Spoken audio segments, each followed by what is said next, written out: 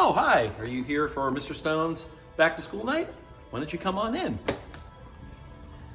Feel free to take a look around the room and we'll get started in just a moment.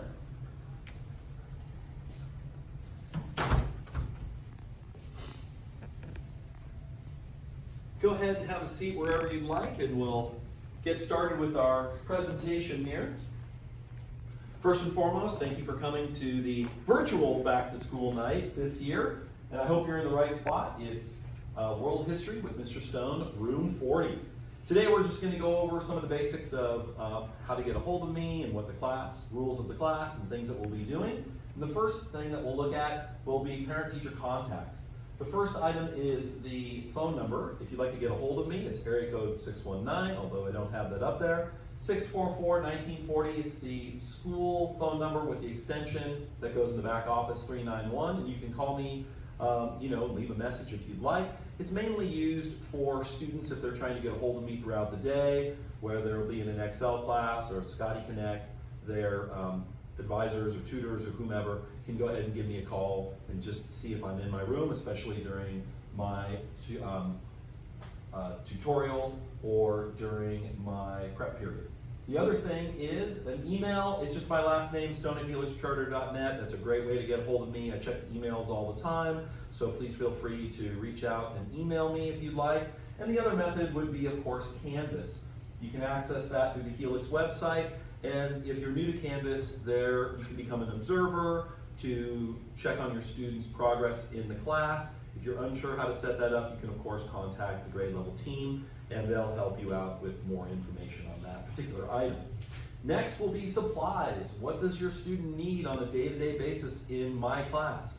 One of the things they'll need will be a charged Chromebook. We use the Chromebook almost every day, whether it's for a small assignment or a big assignment, so that's very important. They'll need reading materials. We have a new textbook this year. We have textbook sets in the classroom. Typically what we'll do though is, as we get through the units, they'll get a photocopied version of the textbook. That way it's easier for them to carry. If they lose it, it doesn't cost anything, and they can highlight in it and write marginalia.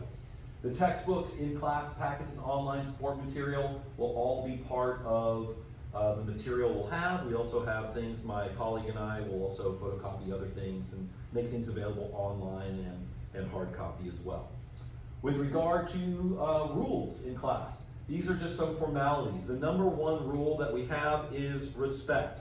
It guides everyone's behavior in class, and that respect goes from myself to the students to me, the students to each other, the students to the property in class, everything. And essentially, all class disruptions are a result of the violation of rule number one. And of course, you folks will have access to the syllabus to find out more of the specifics on those various rules, including things like cell phone usage or bathroom usage, etc. Units of study in the class. We have changed things from year to year and even semester to semester. So this particular semester, we'll be starting off with a unit, an introductory unit that will cover essentially units of study with regard to various forms of government. We'll then head into the agricultural industrial revolution.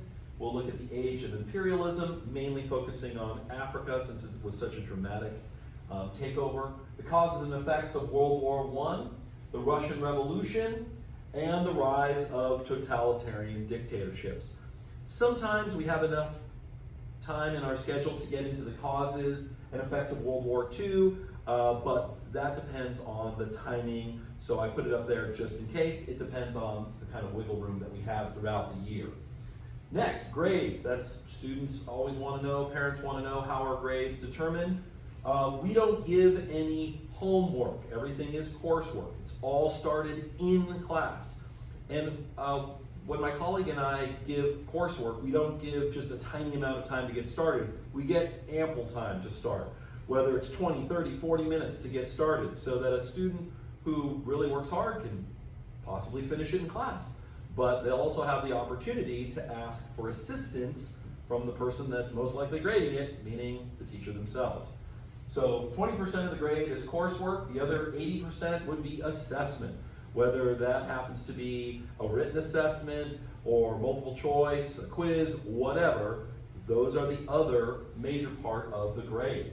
And so, as you see up there, test quizzes, essays, short answer are all part of the assessments. They can usually be retaken up to 100%. I always say usually because there are some things that are maybe a one-off, but usually up to 100%.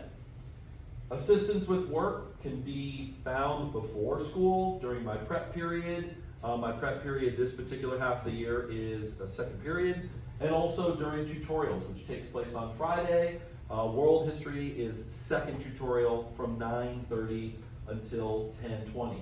And those are the times that students can come in, as you see up there, before school, during my prep, and during second tutorial, to come in and ask for assistance with anything, or come in for makeup time on, or retake for an assessment. Next thing, the class is not all about just quote unquote history, it's also skills, and you see here, skills can include things like helping them with reading and writing, speaking skills. Although we don't do a lot of formal speeches in here per se, we do have a time where the students will be required to share something, for example, from their journal that they have, or their warm-up, and they'll be asked to share an item from that journal.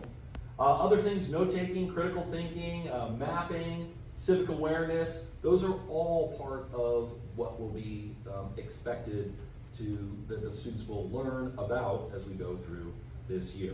So that basically wraps it up. And if you do have any questions, clarifications, please feel free, as I said, to reach out to me via email. But that basically concludes the presentation, and thank you for attending this virtual back to school night.